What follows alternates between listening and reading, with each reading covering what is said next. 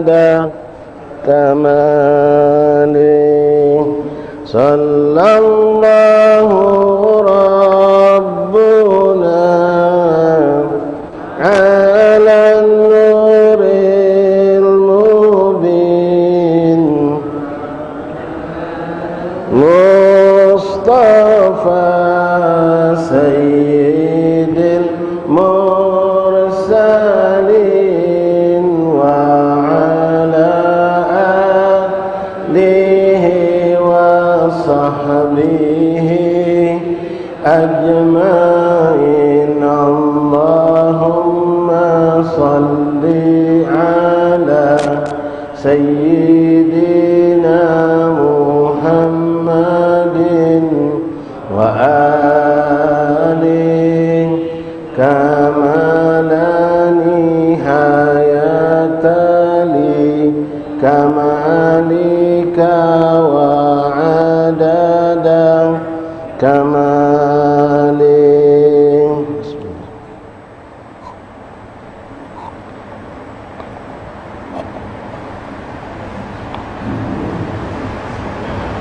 Bismillahirrahmanirrahim.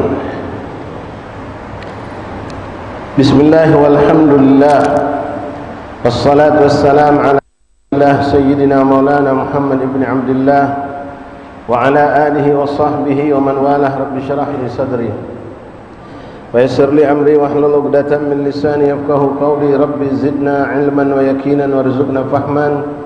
Allahumma arzuqna fahman nabiyyin wa hifdzal mursalin wa ilhamin ka ilhamil malaikatil muqarrabin. Subhanaka la ilma lana illa ma 'allamtana innaka antal alimul hakim. Wa tub alaina ya rabb innaka antat tawwabur rahim. Ighfir lana warhamna wa anta khairur rahimin fansurna 'alal qawmil kafirin.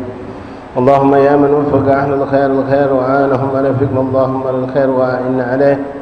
Subhanaka la ilma lana illa ma 'allamtana innaka antal alimul hakim. Wa tub alaina ya rabb innaka antat tawwabur rahim. Ighfir lana warhamna wa anta khairur rahimin fansurna 'alal qawmil kafirin. Allahumma hadza minka wa bika wa ilaika wa la haula wa la quwwata illa bik. Wa sallallahu ala sayyidina Muhammadin nabiyil ummi wa alihi wa sahbihi sallam. Alhamdulillahi rabbil alamin. Ma'asyiral hadirin hadirat, Bapak Ibu saudara saudariku jamaah majelis taklim ilmu fikih Masjid Al-Muhajirin Komplek OPI Perumahan OPI rahimani rahimakumullah. Assalamualaikum warahmatullahi ta'ala wabarakatuh. Alhamdulillah thumma alhamdulillah thumma alhamdulillah lakal hamdu syukra ya rabbana lakal hamdu ya Allah. Bersyukur kita kehadirat Allah Subhanahu wa taala yang kembali mengumpulkan kita tepatnya di malam ke-20 daripada bulan Rajabul Ashab. Subhanallah, tak terasa Bapak, bulan Rajab telah kita lewati dan kita masuk malam ke-20 dan insyaallah kita ditemukan Allah dengan bulan Sya'ban dan sisa bulan Rajab bisa kita isi dengan begitu banyak ketaatan dan Allah jauhkan kita dari kemaksiatan. Dan semoga semua istighfar yang kita panjatkan sebanyak-banyak di bulan Rajab menjadi istighfar yang makbul, yang meleburkan dosa-dosa kita. Dan mungkin di situ di antara kita ada yang berpuasa, mudah-mudahan puasa kita pun diijabah dan menjadi puasa yang makbul di sisi Allah Subhanahu wa taala. Ma'asyiral hadirin hadirat Bapak Ibu rahimani rahimakumullah. Melanjutkan kembali pembahasan kita dari ilmu fikih seputar mengenai ibadah salat. Masuk kita sudah dan kita terus berlangsung pembahasan mengenai syarat sahnya salat. Salat kalau yang kita lakukan tadi itu praktek salat, Pak. Ada yang sah, boleh jadi naudzubillah ada yang tidak dikatakan sah salatnya. Seorang muslim wajib memahami, mempelajari tentang ibadahnya di hadapan Allah. Yang dikategorikan kata Rasulullah, talabul ilmi faridatun ala kulli muslimin wal muslimat. Nuntut ilmu itu wajib hukumnya bagi muslim dan muslimat adalah hukum nuntut ilmu yang kita butuhkan dalam keseharian untuk hubungan kita dengan Allah dan dengan manusia. Paling utama, paling pokok masalah salat. Kalau masalah puasa boleh dipelajari walaupun mungkin belum datang waktunya. Haji mungkin wallahu alam 10 tahun lagi, 5 tahun lagi wallahu alam. Tapi yang namanya salat, dengan lagi solat, besok solat, lusa solat, tidak berhenti kita akan solat. Dan perlu diperhatikan hadirin Bapak Ibu, nasihat untuk diri kami dan kita semua. Dan itulah kami sampaikan berulang kali, jangan pernah menyepelekan masalah urusan solat, karena solat ini adalah yang paling utama, paling agung, paling tinggi derajat ibadah seorang hamba di hadapan Allah adalah urusan masalah solat. Tidak akan bernilai 10 kali haji yang kita lakukan, 100 kali umrah yang kita gawekan, pernah membunuh orang kafir 1000 dalam jihad, sebelum Allah mengatakan solat kita itu benar. Solat yang pertama akan diperhatikan oleh Allah, diperiksa di yaumil qiyamah. Rasul mengatakan awwalu ma yuhasabu li'abdi yaumil qiyamah as-shalah. Perkara yang pertama kali akan dihisab oleh Allah di hari kiamat bukan berapa kali hajinya kita, berapa kali umrahnya kita, berapa masjid mushola yang kita pernah bangun, berapa miliar pernah kita infakkan sepanjang hidup kita, berapa ribu hari kita pernah puasa sunnah, berapa ribu musuh pernah kita bunuh dalam perang jihad fisabilillah. Itu belum akan ditanya Allah. Tapi yang pertama akan ditanya Allah untuk saya dan untuk bapak ibu semuanya adalah mana solat kau, mana solat kau. Itu yang pertama akan dipertanyakan oleh Allah. Kalau solat kita baik, maka bisa dipastikan semua ibadah kita akan ikut baik. Tapi kalau solat kita tidak baik, bermasalah, maka ibadah yang lain boleh juga akan bermasalah di hadapan Allah Subhanahu wa taala. Maka sekali lagi nasihat untuk diri kami dan kita semua, jangan pernah melalaikan, menyepelekan urusan solat. Jangankan untuk meninggalkan solat, melambatkan solat tanpa udzur syar'i, tanpa dengan keadaannya memang tidak bisa kita hindari, jangan pernah kita lakukan, apalagi meninggalkan solat. Saya sudah sampaikan berapa kali kepada bapak, saya ulangi lagi. Di antara kelalaian yang banyak terjadi di antara kita cuma gara-gara kesibukan, gara-gara pekerjaan, termasuk gara-gara perkawinan, kita ninggalkan solat. Na'udzubillah min dzalik. Kemudian berapa banyak saudara-saudara kita Pak yang bekerja keras, kerja bangunan, tukang masang tenda, tukang catering, itu mereka ketika kerja kebanyakan tidak peduli dengan solat, tidak peduli dengan solat. Bahkan mereka yang sedang bangun masjid sekalipun, sedang bangun musola, sedang pasang tenda untuk solat lebaran misalnya Pak, itu mereka kadang-kadang tidak peduli dengan solat. Yang penting kerjaan mereka selesai tuntas. Padahal solat ini yang paling utama, paling pertama yang akan dihisab oleh Allah Subhanahu wa taala. Dan lewat peristiwa Isra Mi'raj inilah kita tahu benar-benar kalau solat itu kedudukannya lebih dari yang lain. Solat didapatkan oleh Rasulullah bukan di muka bumi Allah. Perintah itu beliau dapatkan di tempat yang di atas langit ketujuhnya Allah, di tempat yang tidak pernah satu makhluk pun diizinkan masuk kecuali hanya Rasulullah, yang disebut dengan Sidratul Muntaha. Tempatnya berbeda dari semua tempat. Tidak ada satu nabi pun pernah mendapatkan itu. Tidak ada satu rasul pun pernah mendapatkan keagungan kemuliaan ini kecuali beliau Rasulullah. Disitulah beliau mendapatkan perintah solat 5 waktu. Kedua, semua syariat dan semua nabi-nabi sebelum Rasulullah mendapatkan syariat, termasuk Rasulullah dalam semua syariat Rasulullah kecuali solat didapatkan lewat perantara malaikat Jibril alaihissalam, aminul wahyi. Semua nabi, semua rasul, termasuk Rasulullah. Tapi beda dengan solat ini Pak. Beliau Rasulullah Habibullah, junjungan kita Nabi Muhammad SAW, ibu mendapatkan perintah itu langsung dari Allah tanpa perantara malaikat Jibril alaihissalam. Dan untuk urusan semua ibadah kita boleh dapatkan uzur untuk melepaskan, meninggalkan, menunda. Tapi untuk solat tidak ada Pak, kecuali memang sudah uzur itu baliknya masalah akal sudah tidak normal. Orang solat tidak mampu berdiri disuruh duduk, tidak mampu duduk disuruh berbaring, tidak mampu berbaring ngadap kanan disuruh telentang, tidak mampu bergerak tangannya cukup kepala, tidak mampu kepala pakai isyarat mata. Kalau sudah tidak mampu lagi, baru dia dikatakan orang yang ma'dzur, uzur untuk meninggalkan solat. Beda dengan puasa, beda dengan ibadah yang lainnya. Kita sakit, tidak sanggup puasa, boleh kita tidak puasa, digodok di hari berikutnya. Kita tidak punya duit, lepas kewajiban zakat, lepas kewajiban haji. Tapi solat tidak segampang itu. Bahkan Bu, Bapak, hadirin rahimakumullah, kalau kita bicara tentang kesibukan sehingga kita melalaikan solat, Rasulullah itu dalam berperang berhadapan dengan musuh, Itu tidak pernah sekalipun Allah mengatakan bebas dari solat, lepaskan solat, kerjakan dulu perang, tuntas perang, kaget baru digodok. Tidak ada dalam sejarah Islam, sejarah Rasulullah. Bahkan beliau tetap disuruh dan diajarkan kaifiyah bagaimana cara solat dalam perperangan. Dan cara itu Bapak hadirin rahimakumullah pun subhanallah disuruh berjamaah, tetap disuruh berjamaah.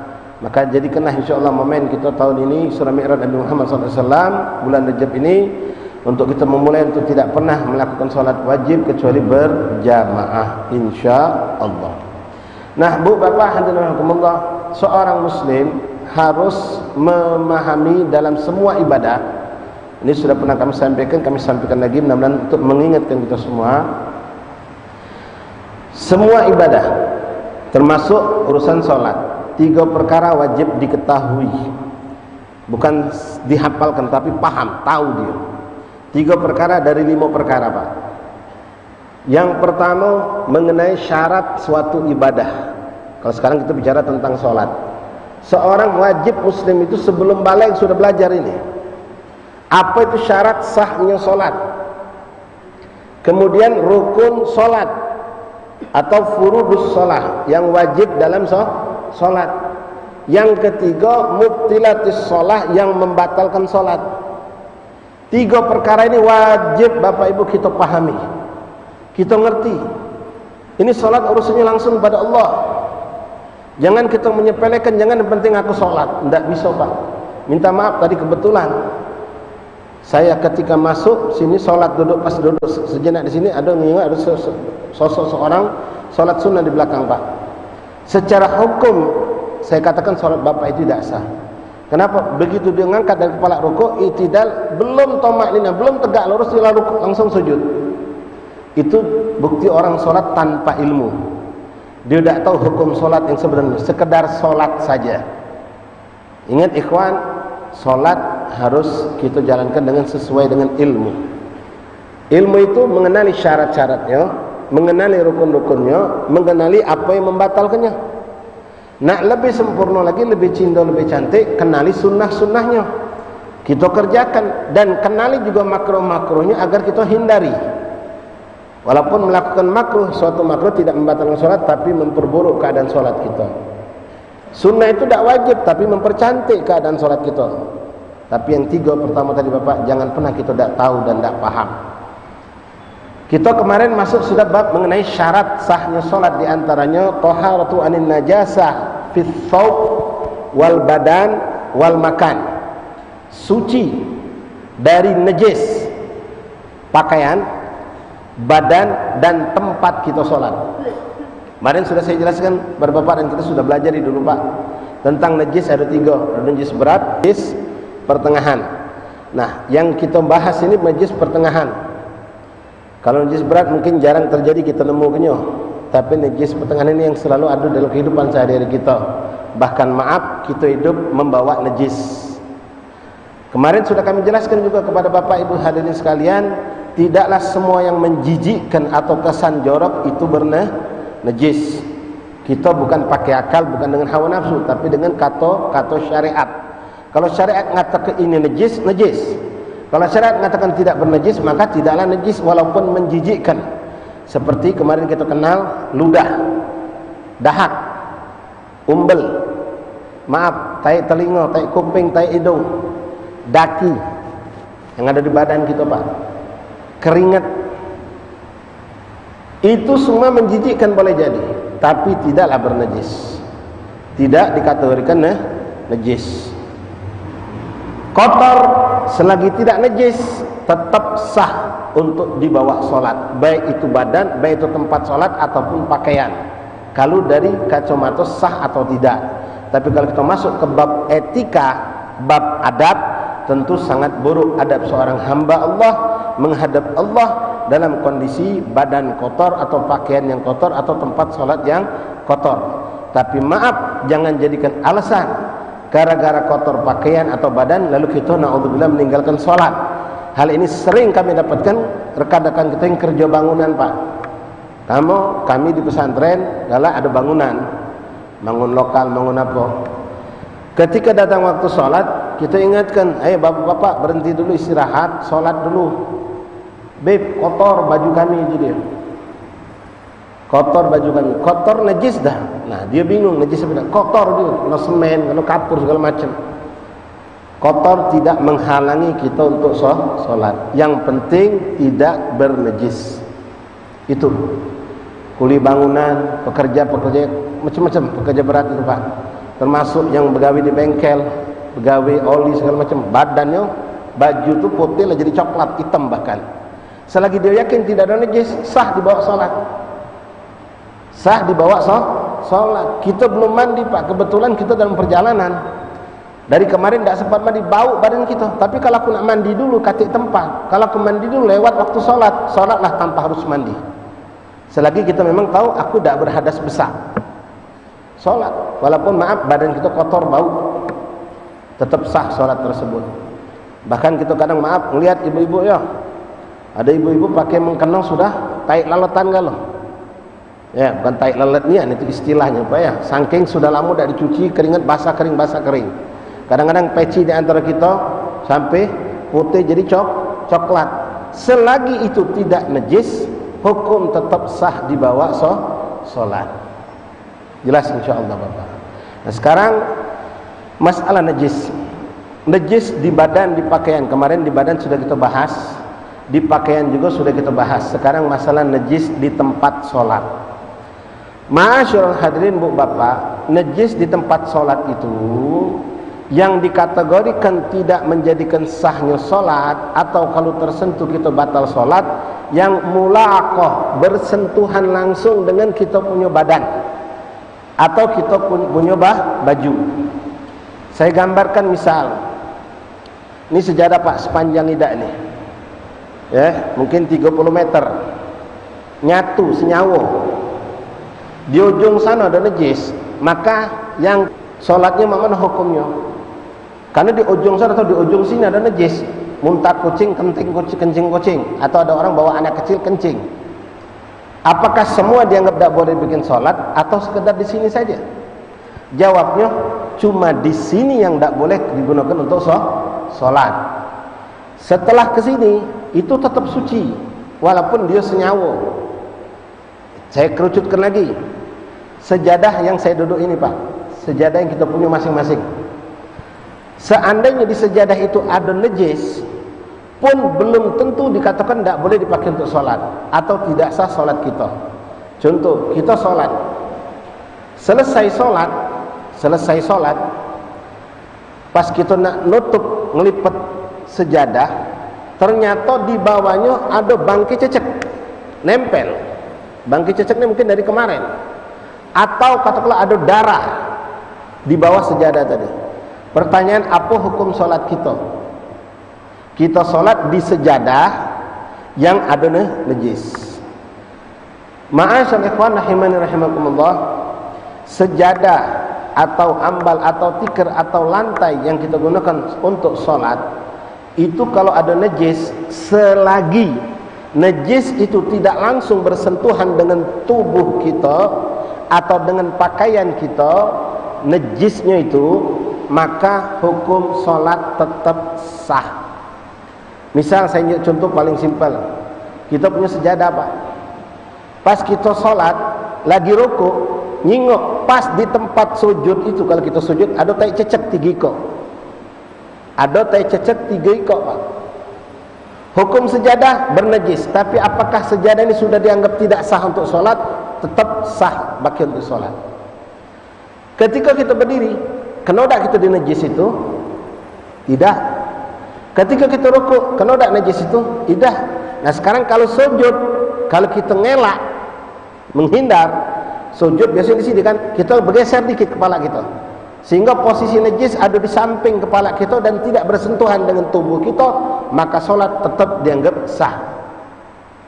Bapak sedang sholat, kebetulan pas rukuk nyengok di kangkangan kaki, antara dua kaki kita ada kotoran binatang, kita tidak tahu.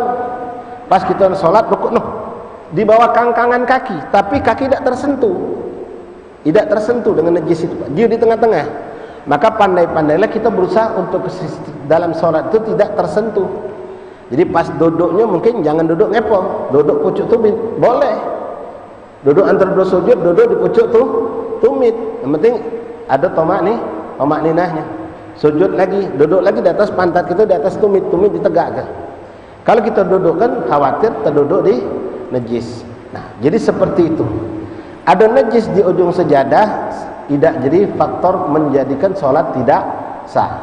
Jadi standarnya batal sholat atau tidak sahnya sholat ketika ada najis di tempat sholat atau sejadah, ketika najis itu bersentuhan dengan tubuh kita atau dengan pakaian kita. Jelas insyaAllah Bapak.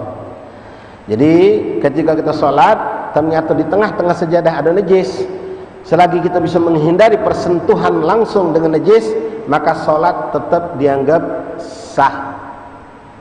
Contoh lagi, ini najis ada Pak, kebetulan najisnya sudah dikeringkan, ainun najasah, ada muntah kucing atau kencing budak katakanlah, kencing kucing binatang, lah dikeringkan oleh kita, kering, tapi hukumnya masih najis tak? Masih, karena belum disucikan. Lalu kebetulan Bapak mau sholat, ini kan kalau di tengah kosong kan terputus shaf kita, najisnya di sini. Kalau kita menghindari najis sehingga tidak ada orang yang sholat, kebetulan belum sempat disucikan, tapi sudah kering, hukum pasti najis karena belum disucikan walaupun sudah kering. Maka bagaimana tindakan kita? Membiarkan itu kosong sehingga shaf kita terputus, atau ada cara ada, solusi ada, dan tidak repot. Ambil sejadah, bentangkan di atasnya. Karena najis ini kering, tidak akan tembus ke atas. Sholatlah kita di atasnya, di sejadah yang di atas tadi, maka hukum sholat kita sah. Najis itu di bawah dan posisinya kering, tumpuk dengan sejadah. Sholatlah kita di sejadah yang di atas itu, maka hukumnya sah. Jangan dibiarkan kosong. Kalau kosong terputus shaf, itu akan merusak keafdoliyahan sholat berjamaah. Ma'asyiral ahbab hadirin rahimani rahimakumullah. Nah, ini masalah najis di tempat sholat. Nah, yang tidak sah itu, ma'asyiral ahbab rahimani rahimakumullah, kalau adanya keterikatan kita dengan najis. Misal, ini sekedar gambaran saja Pak. Tadi saya sudah gambarkan, sejadah itu ada najis di tengah atau di ujung atau di bawah, selagi dia tidak nempel ke tubuh kita, nempel langsung ke pakaian kita, maka hukumnya sah salat kita. Tapi seandainya saja ya, ada orang iseng pas kita sedang salat, ini sejadah kan ada gonjer-gonjernya Pak, dikebatkannya ke kelingking kita, dikebatkannya ke kelingking kita, najis itu ada di ujung, ini sejadah. Nah, ini sejadah Pak, ya. Najisnya di ujung. Kita tegak di sini. Ada gonjer-gonjer atau ada tali dikebetkannya di kaki kita. Maka hukumnya kita bawa najis. Batal salat kita. Karena apa? Terikat. Sejadah itu sama tubuh kita. Jelas insyaallah. Nah, sekarang masalah penting, ibu-ibu tolong perhatikan. Ini yang sering jadi masalah. Masalah di masjid, masalah di rumah juga. Mengenai budak kecil yang kadang-kadang melok kita sholat, bukan melok di samping, naik pucuk badan. Apa hukumnya? Budak kecil sholat, kita sedang sholat, kadang-kadang Pak, kita sebagai kakek, nenek, kita lagi duduk, blek duduk pucuk kita. Kita lagi sujud, naik pucuk badan kita. Kita lagi sholat, digentolinya, dipelukinya. Sekarang yang jadi masalah, ini anak kecil, boleh jadi kita anggaplah pakai pempes, pempesnya berisi. Nah, apa hukumnya? Ini pertanyaan. Sekarang saya akan buka kepada Bapak Ibu sekalian secara lugas, insya Allah mudah-mudahan bisa dipahami. Pertama, mengenai anak kecil. Anak kecil itu ada dua, lanang, betina. Kalau betina itu, kalau dia memang tidak menggunakan pempes habis mandi atau katakanlah sudah mandi dari sekian jam yang lalu, itu boleh jadi hukum dirinya suci badannya Pak. Mandi jam 8 tadi Pak, Jam 10 kita sholat duha. Anak bayi perempuan ini, anak umur 1, 2, 3 tahun barangkali, katakanlah 1,5 tahun, dia itu hukumnya suci. Pakainya badannya kita tahu suci. Beda dengan anak laki-laki. Kalau anak laki-laki dipertanyakan pertama, bersunat atau belum. Kalau dia belum bersunat, maka hukumnya dia bawa najis. Beda dengan perempuan.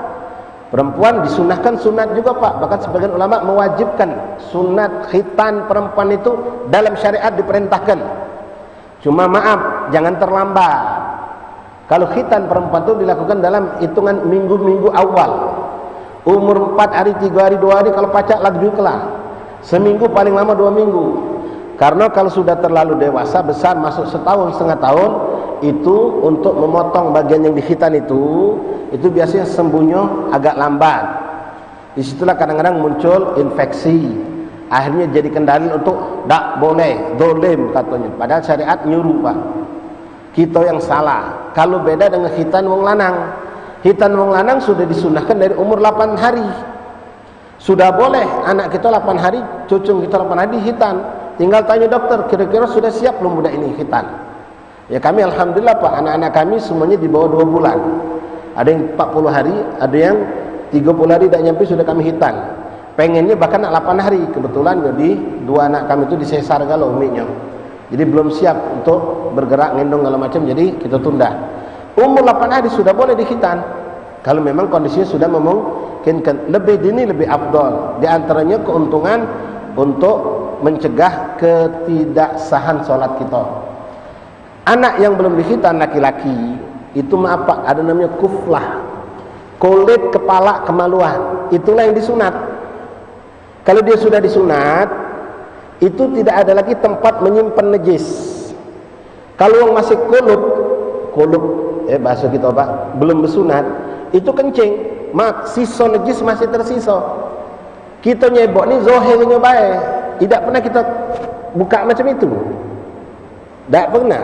Makanya masih ada najis.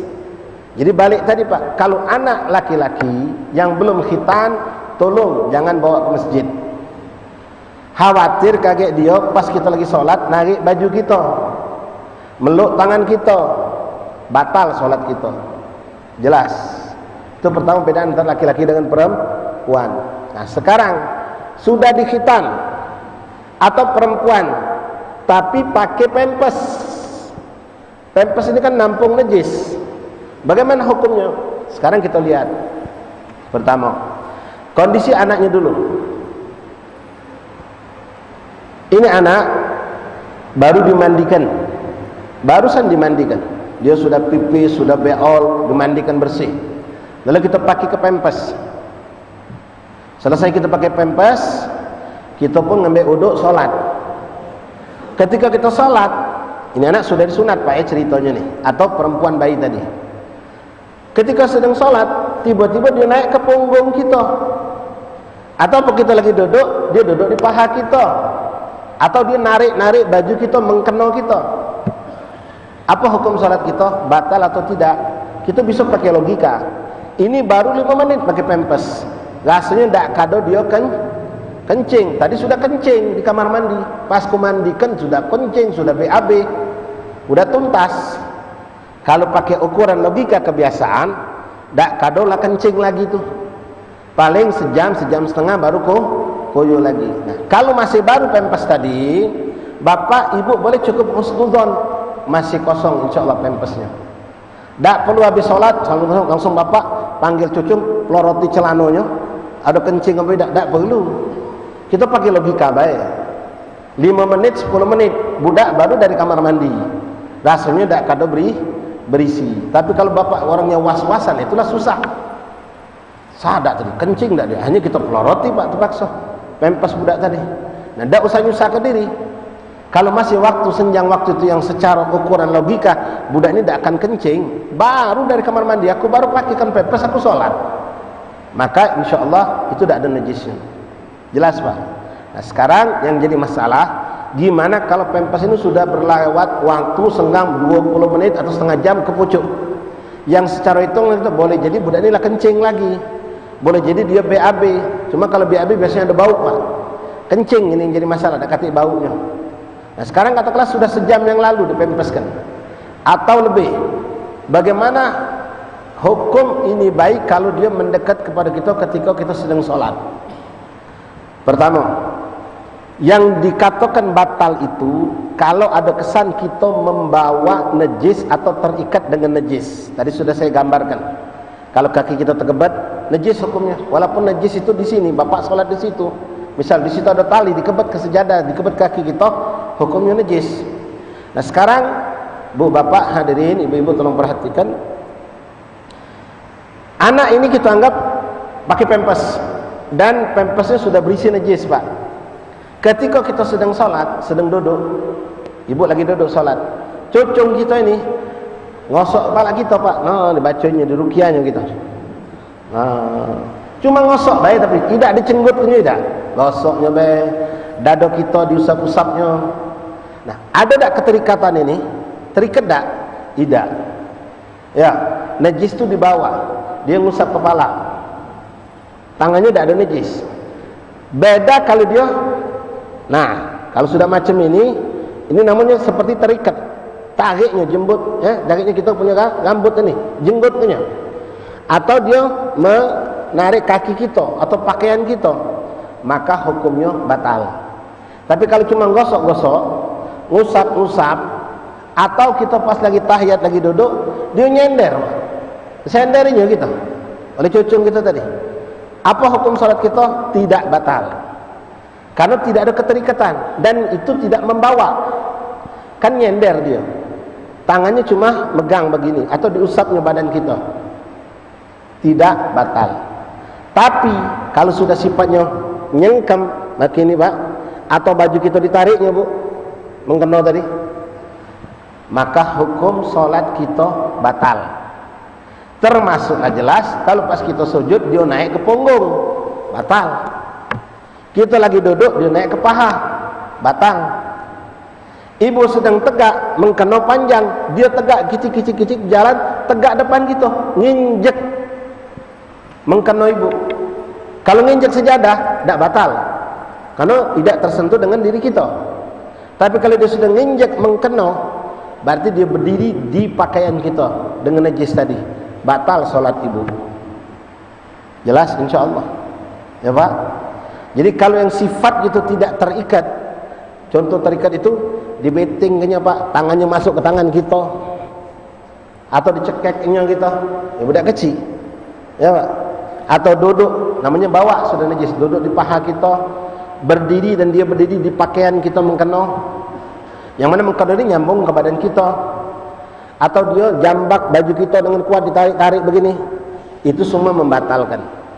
Tapi kalau sekedar nempel, dalam kata-kata disandari sama dia, Pak, kita sedang duduk, dia nyandar ke belakang sana, goyang-goyang gini, atau cuma diusap-usap sama dia, itu tidak membatalkan sholat. Nah ini dilema yang sering kita dapatkan di rumah tangga kita, Pak. Jelas insya Allah. Satu lagi yang sering jadi masalah, apalagi di zaman-zaman terakhir ini, Pak, wong hobi ngingon kucing. Nah, kucing cak anak, kadang-kadang anak kadang dapat gaong tidur, disusui, diapa ke galau. Kadang-kadang lupa sama anak, perhatian sama kucing lebih. Sekarang kucing itu kadang-kadang, apalagi Masya Allah, kucing-kucing yang modern sekarang ini, Pak, sensitif, salah makan bulu lepas. Ya, kalau salah makan berubah baik itu merek apa nih, pelet itu, Pak, berubah susu, berubah makanan, bulunya lepas. Nah bagaimana hukum bulu kucing ini? Hukum bulu binatang yang tidak boleh dimakan termasuklah kudo, ya Pak. Kalau dong baca naik gajah mungkin, Pak, ya, naik macan, itu binatang-binatang yang tidak bernajis tapi bangkainya haram. Beda dengan anjing sama babi. Kalau bulu-bulu mereka lepas, maka hukumnya bangkai. Bangkai itu najis. Sekarang balik cerita kucing. Ketika kita ngendong kucing, ibu, atau kucing senangnya nguling di sejadah, mereka lari, bulu kucing di badan. Apa hukumnya? Boleh tak kita langsung sholat? jangan, bersih ke dulu. Karena ini hukumnya bangkai. Sejadah kita kebas ke dulu. Kalau memang ada yang tidak bisa dibersihkan, nempel, tidak bisa hilang, baru dimaafkan. Karena Rasulullah mengatakan kucing itu adalah hewan yang selalu hidup bersama kalian. Jadi ada dispensasi. Kita nak menghindari kucing, apalagi zaman sekarang punya kucing 4-5, masuk kamar, masuk bilik, naik keranjang. Kita sholat duduk di sejadah, sulit dihindari, maka itu dimaafkan. Tapi ketika kita masih mampu untuk membersihkan, bersihkan, dibersihkan. Pas selesai kita bersihkan, kita sholat, noh masih ada, nempel, dimaafkan. Hukumnya dimaafkan. Tapi kalau kita tanpa membersihkan sama sekali, sebagian ulama mengatakan tidak sah sholat kita. Jelas insya Allah. Ini yang kita hadapi di rumah tangga, Pak. Kucing, peliharaan kita, binatang. Nah, beda dengan hewan yang halal dimakan. Saya dulu masih kecil, Pak, masih SD, itu senang ikut teman-teman juga nyari bulu-bulu ayam yang cantik, yang warna-warni, Pak. Kami taruh di dalam buku, ya, jadi pembatas buku zaman dulu, ya, masih SD dulu, Pak. Nah, itu hukumnya bagaimana? Sebagian ulama mengatakan kalau itu dari hewan yang halal dimakan, maka tidak dianggap bernajis. Suci, burung daro, sejenis-jenis burung, sejenis-jenis unggas yang halal dimakan, itu tidak apa-apa.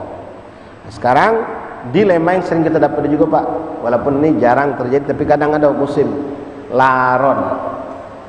Laron itu kalau sudah musim, Masya Allah, penuh.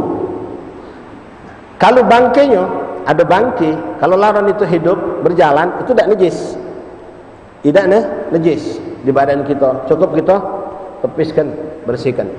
Nah, sekarang sayapnya, laron bukan apa namanya, Allahumma shalli ala Muhammad, yang apa, astagfirullah, yang boleh dimakan, belalang. Kalau belalang boleh dimakan. Ini laron, Pak. Nak jenis macam mana terserah. Laron kan macam-macam kalau musim, Pak. Itu dia bukan binatang yang boleh dimakan. Maka kalau sayapnya lepas, hukum sayapnya najis. Tapi kita kadang-kadang sulit ngadep ini, Pak. Alus enteng, kita sapu muter dia. Balik lagi, kita tepiskan, balik lagi, tepiskan, balik lagi.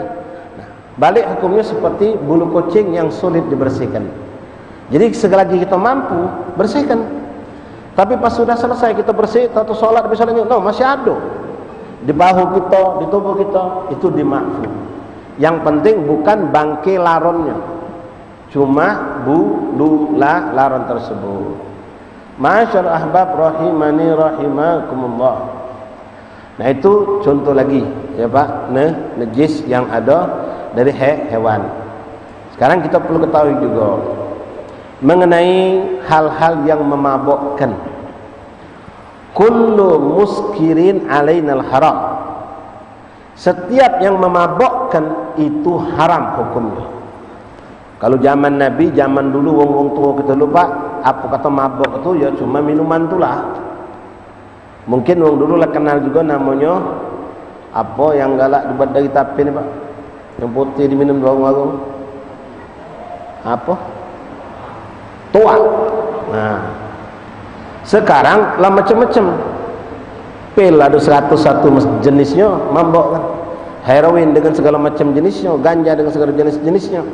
Nah, semua yang memabukkan hukumnya haram. Tapi najis atau tidak beda-beda hukum. Yang memabukkan itu kalau dia sifatnya jaf, kering, itu tidak najis. Kalau dia basah, hukumnya najis. Misal, Pak, misal ada bandar janjian sama orang yang nak beli, biar aman, kita depan masjid bayar jadi yo. Depan masjid negonya, Pak, jadiannya. Makai sarung, masuknya juga golongan. Apa enggaknya? Ganja kering, heroin, pil kopros segala macam itu, Pak. masuk sarung atau masuk di kantong. Begitu dia nak transaksi, mobil polisi lewat, berdebis masuk ke sini. Kebetulan wong komat, langsung melok sholat hamba Allah ni. Selamat ke diri, bukan dari penegak dari polisi. Kebetulan anggaplah dia punya wudu. Sholat dalam golongan sarung ada ganja kering, ada heroin, ada pil-pil tadi. Sholat dia punya wudu, nutup aurat, syarat sholat penuh. Sekarang tinggal pertanyaan, apa hukum sholat dia tadi? Ngawak ganja ngadep Tuhan, ngajak ngawak heroin, ngawak pil. Secara hukum najis atau tidak najis, maka benda-benda ini tidak dikategorikan najis. Jadi sah sholatnya, Pak. Sah sholatnya, sah. Kalau dari segi adab, paling tidak beradab. Kalau dari segi adab, ngadap Allah dengan bawa hal seperti itu tentu paling tidak beradab. Nah, beda dengan kalau orang bawa minuman beralkohol. Kebetulan dia dapatkan yang paling pakem, mewah, Pak, mahal, botol kecil, capnya wangi. Cecip dikit langsung play. Dia menbingin itu seloki langsung mabuk, tidak perlu sebotol. Masih bersegel, Pak, botol kecil. Gawaknya, Pak, masih bersegel, dikocok-kocok tidak tumpah. Kejadian sama cak tadi, anggaplah transaksi depan masjid. Pas dia nak transaksi, ada kiai lewat, langsung masuk menuju kantong. Baik, semayang, masuk dia melok semayang, Pak. Punya wudu, tutup aurat, sholat dia. Gawaknya botol kecil tadi, sholat. Tidak netes, tidak tumpah, masih bersegel. Apa hukum sholat budak ini? Tak sah. Tidak sah, walaupun tak netes setetes pun, karena dia membawa sesuatu yang bernajis yang sifatnya cair. Jelas, Bapak? Nah, ini perlu kita ketahui. Wallahu a'lam bishawab. Ma'asyal ahbab rahimani rahimakumullah. Untuk segala jenis bangkai itu najis.